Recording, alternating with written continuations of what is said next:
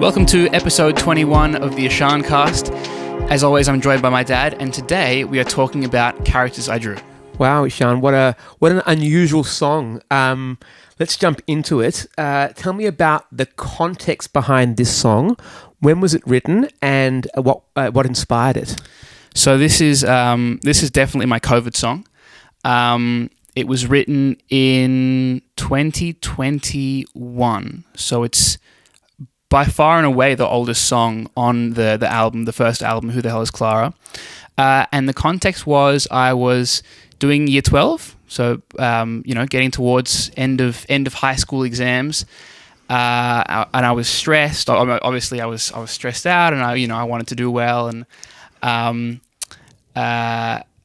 and also then obviously it was COVID, so we were isolated, we were in lockdown. Melbourne was I think I'm right in saying was the most lockdown city in the world, and 2021 was, funnily enough, not as bad as 2020. We actually had worse in my year 11, but it was still bad. So there was a lot of online class, wasn't seeing my friends in person anyway, and so I felt isolated. I felt pretty alone at times, going through a tough period with those end-of-year exams being such an undertaking. And then the song is about sort of how I try to cope with that. So, the song talks about you not feeling well, not being well. Yeah. I've been spending too much time just thinking about nice ropes, bridges, and just stepping out. There are undertones of self-harm through the song, but gives a bit more insight into, and also insight into the song meaning, but also the notion of the characters. Sure. So there are those undertones. I think, as maybe it's the curse of being the songwriter and holding the pen, but of course, in that moment that I'm writing the song, I'm in that pit, so it feels not so much darker than it is, but obviously now I look back and go, oh yeah, well, it sucked for everyone, and it was not the end of the world, but it felt something akin to the end of the world, maybe just because of how much was going on. And so then to the characters, like I was saying, the song is obviously it's set in COVID, it's set in my year 12 exams, but what it's about is how I tried to deal with those times. And so I had one particular afternoon that I was, I think it was one of the few afternoons where I was like, I'm just not studying at all today because I've just hit my limit. And instead, because I'm a big Pokemon fan, or I'm quite a big Pokemon fan. I shouldn't be so blasé on the internet, because there are some people who are like, way bigger fans than me. But I'm quite a big Pokemon fan, and I can't draw to save my life. As many fans have found out on the previous tour in Europe, because quite a few of you like to ask me to draw things. I presume because of this song, Characters I Drew, which is fair. But I just do a stick figure because I cannot draw. But I watched this tutorial on how to draw some of my favorite Pokemon. So for the fella nerds out there, I quite like Gengar. I think there's a plushie in my room. I quite like Lucario. So I just, I sort of copied like an online tutorial. And it was, it was 2 hours of just sitting there, and it calmed me down, and it made me feel maybe a bit more grounded than I had in maybe months at that point. And it was just something I'd never done before. I'm a creative person, but I've never been someone who draws. And I just felt, and I think this is the sentiment that I try to convey in the song that I wrote, I think maybe that night. I think it was actually the same day that I drew the characters and then wrote the song, because I put them on my wall. I hung them up and I was like, this is cool. The drawings were terrible, but the way it made me feel was cool. Try to convey what the characters made me feel, which was that, okay, I'm isolated in my room, I'm stuck. And I think maybe someone in the house was sick or something, but there was like we weren't even like talking to each other a whole lot in the house. Like we were pretty tucked away in our rooms. So no one's coming to hang out with me, no one's coming to make me feel any better. It's just me. It's just me and my brain and my mind, and that's all I've got. And so no one's coming to get me out of this but I'm gonna heal myself. I'm gonna get myself out of this situation because, I can create these characters, I can draw them, and that, I found that quite healing.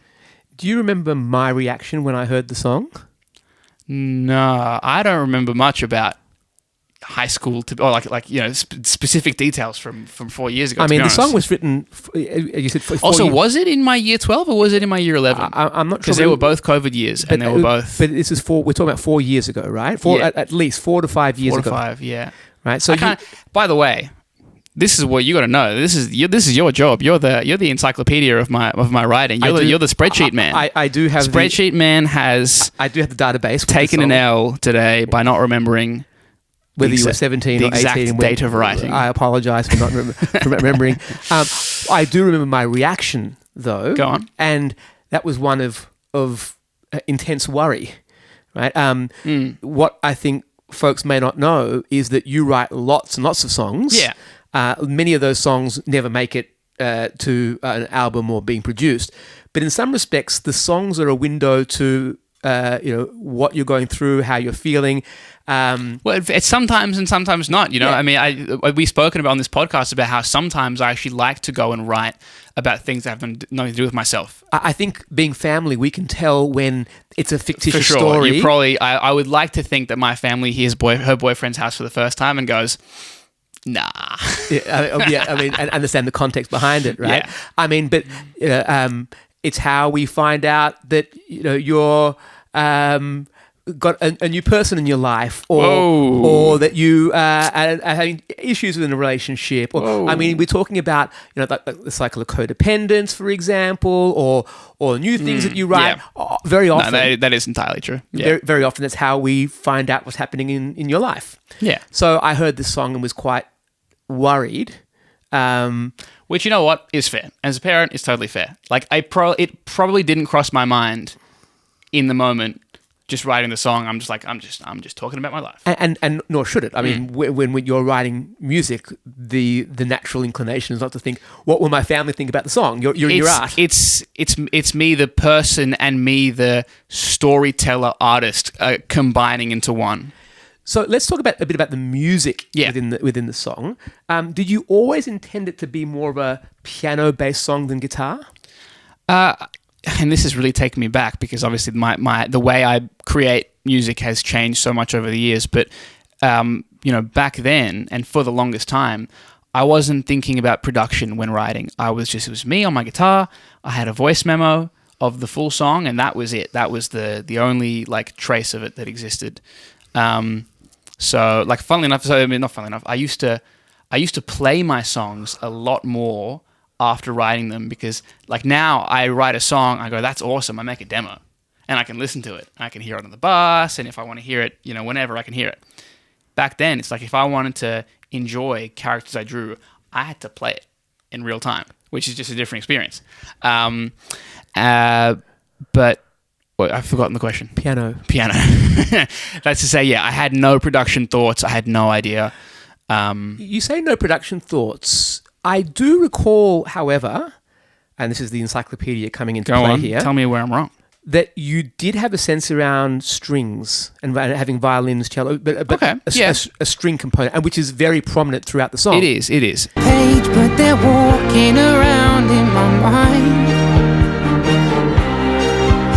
And the tempo when I first wrote it would have been very similar to where it is now. That feeling of it's a slow, yearning ballad has always been there. So for sure, it definitely lends itself to the strings. And the strings in this particular case are quite different in that they were played in live. Can you tell me a bit about how that came about? Yeah. So that was.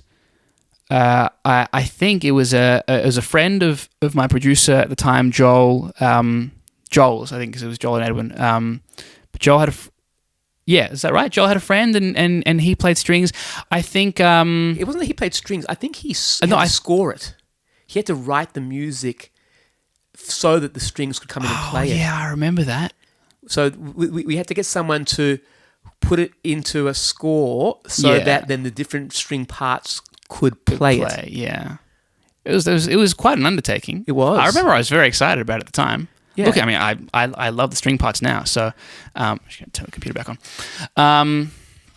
So, yeah, I mean, I felt oddly like not disconnected from it, but it sort of happened like a bit out of sight. Like I heard the string arrangement and like the string arrangement just played on like MIDI, so like digitally created. Oh my goodness, string instruments, and went, that's awesome. And then it gets sent off, and I don't see the players, and then it gets sent back, and this is just all his contact, and it sounded great. So I was like, really, this is cool. It really brought it to life, didn't it? Yeah. It's the string part's a very prominent part of the song. Yeah. Now, you also spent a couple of days filming a music video. Mm-hmm. Again, we're talking about now 3 or 4 years ago, but what can you remember about that process? This guy, Matteo, who like I feel like we became, really good friends through the process of filming this. But at the time, he had reached out to me. He liked my music, and he is a videographer and photographer. So I think my first ever like somewhat like press photos type thing that would have gone on my Instagram years ago. That was him, and that was fun. And so then I came to him when I had this song, and I was like, I feel like this needs a cool music video, and I had this really weird idea involving teleportation and basically using.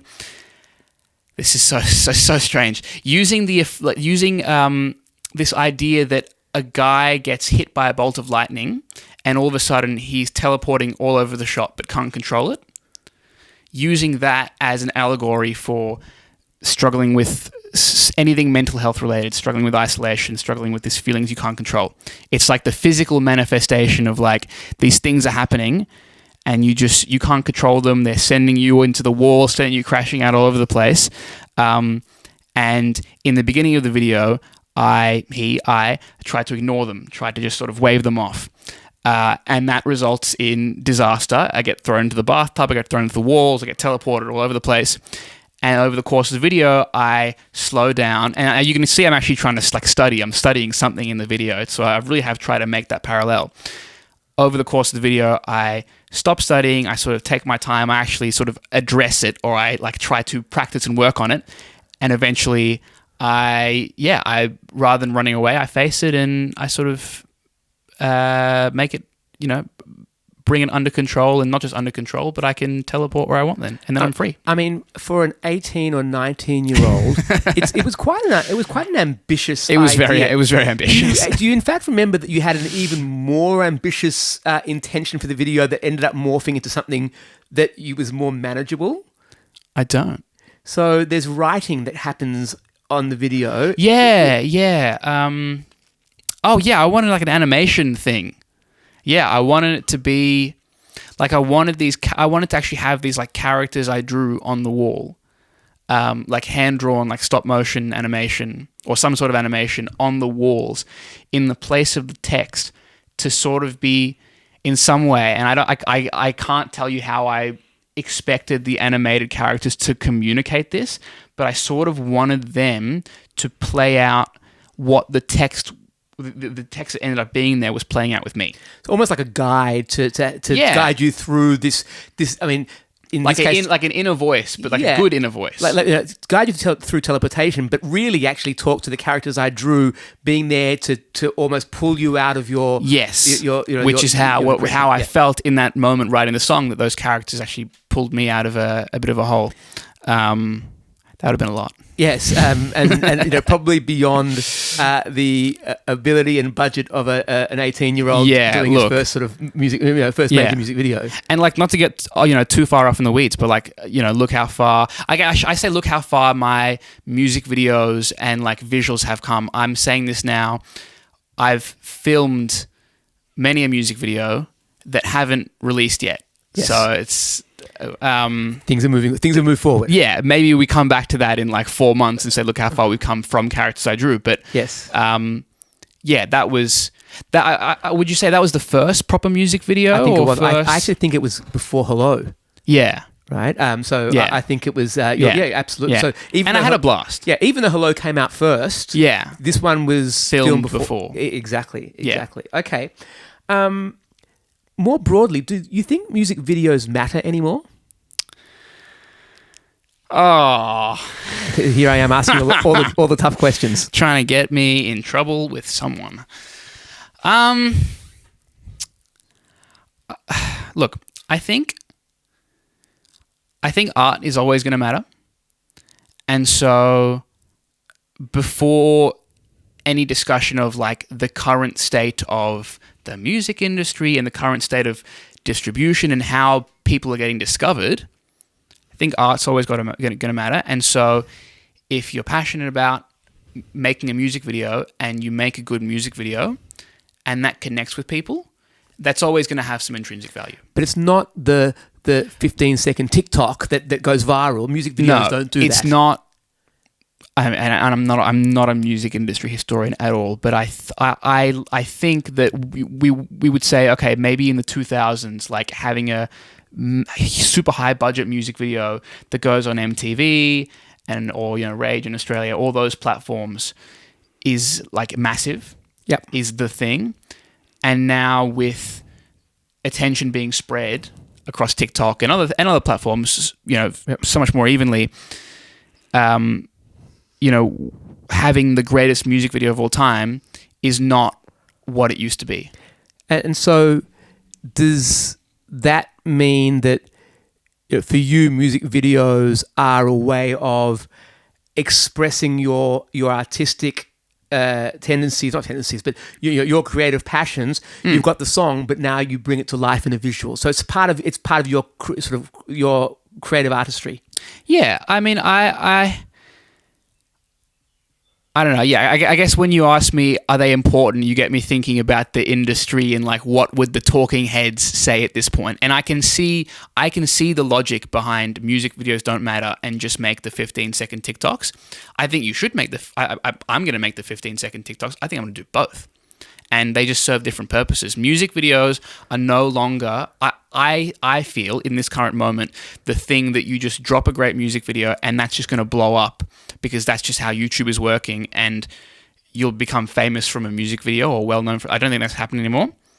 Maybe TikTok is more the place for it to happen, but a music video is going to, that's your art. If it's your art, you know what I mean? Like, then that's what you have to do. If you want it to be your art. If you want it to be your art, it can be. Okay, so then let's talk a little bit about this notion of art and artistry. Mm-hmm. Lovely segue, by the way. We're so artsy. Yeah. We should be drinking matcha right now. Okay. I'll remember that next time. I'll bring some for the next podcast. It's probably out of the budget of the podcast. It probably matcha is. In Melbourne. Yeah, given that we have zero budget. Yeah.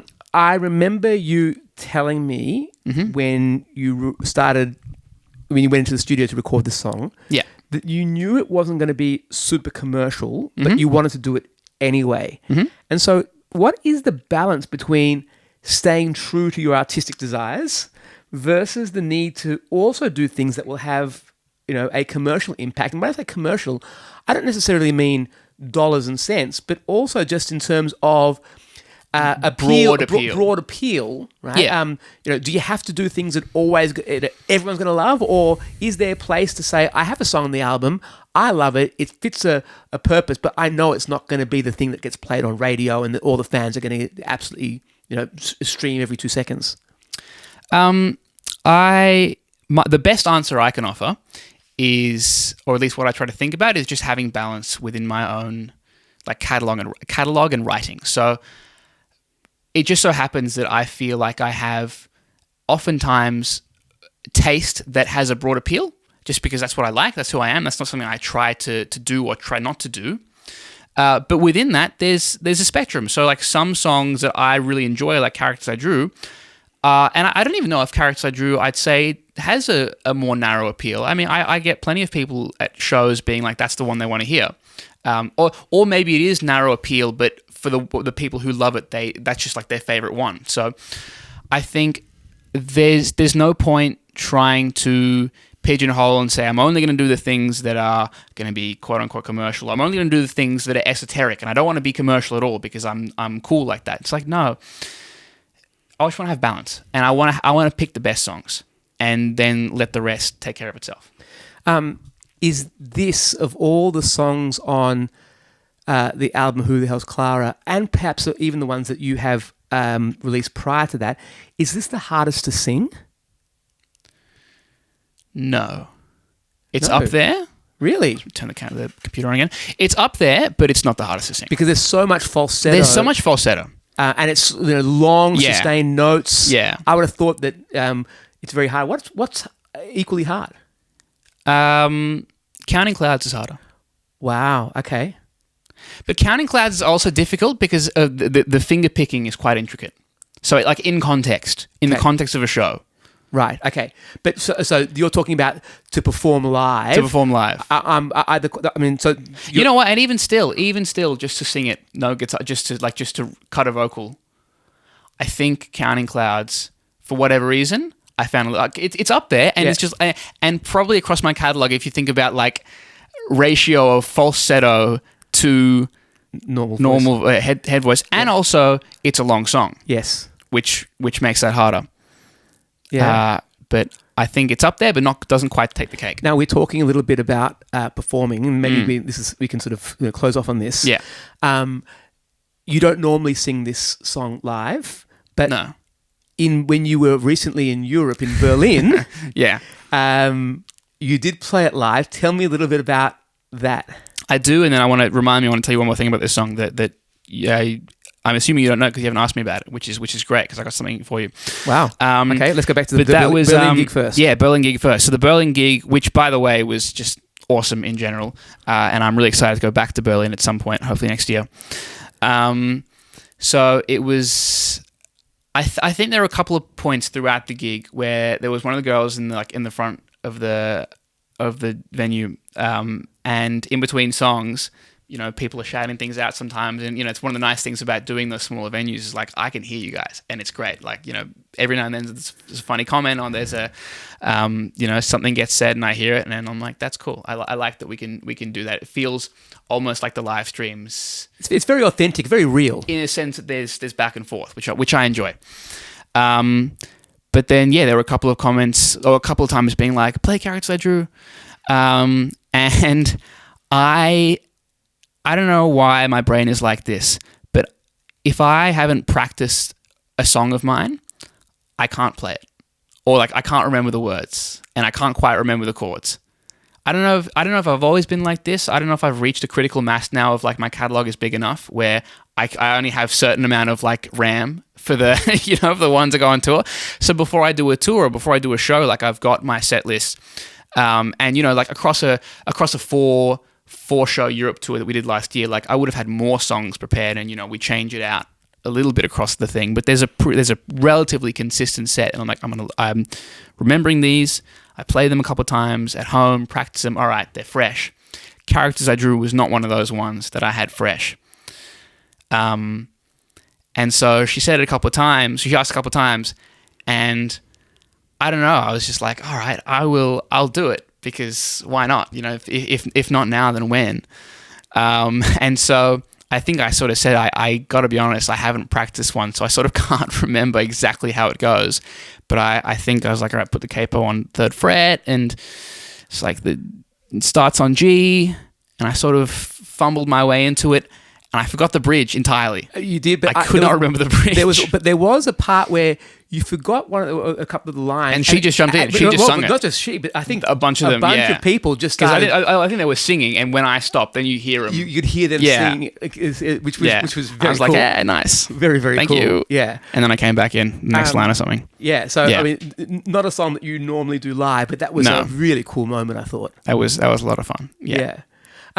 Okay. Well, ISHAN, this has been this one. Hang on, let me jump in. Oh, here. you want to? I got a fun fact for you. I was winding you up, fact man, and you're going to jump in and tell me stuff that I don't know. Okay, I'm all ears. So, maybe you'll remember this when I start talking about it, but I had an issue going into the studio to record the vocal, and then I was pretty nervous about it.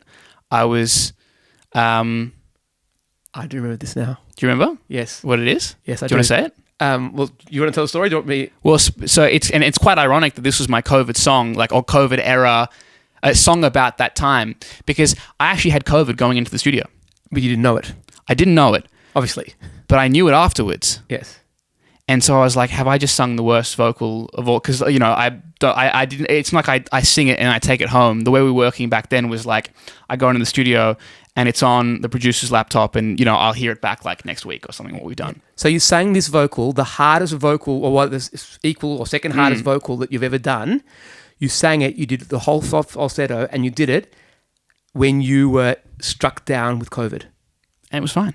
And it was fine. It was fine, yeah. It sounds pretty good. It was cool. Imagine what it would sound like if you didn't have COVID. Probably the exact same. It probably would have. Probably the exact same. Okay. That's it. That's my story. That's a great story. Well, actually, I do know that, and I just had forgotten. There you go. Not the encyclopedia that you. That's okay. think I am. Everyone has an off day, and maybe I just the need to audience. The audience at home will pray for you.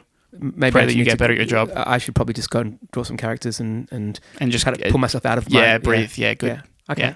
Well, thank you for this. This. I mean, on a serious note, this is a very intense song, and it touches some very serious topics. And obviously, there are a lot of people out there who are struggling. And the thing I love about this is it's a song of hope.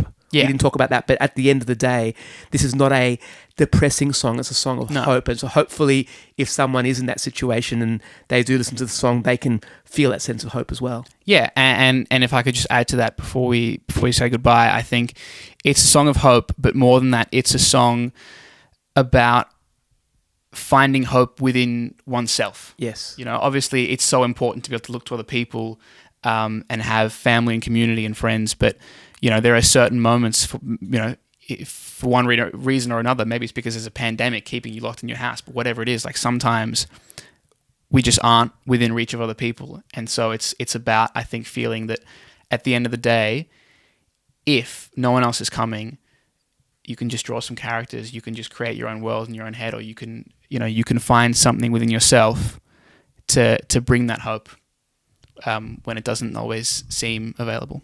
Well, ISHAN, thank you once again for writing a great song. And I'm really looking forward to the next podcast. As you said, I'll be more on my game for that one. Fantastic. All right. And we'll see you all then. Bye.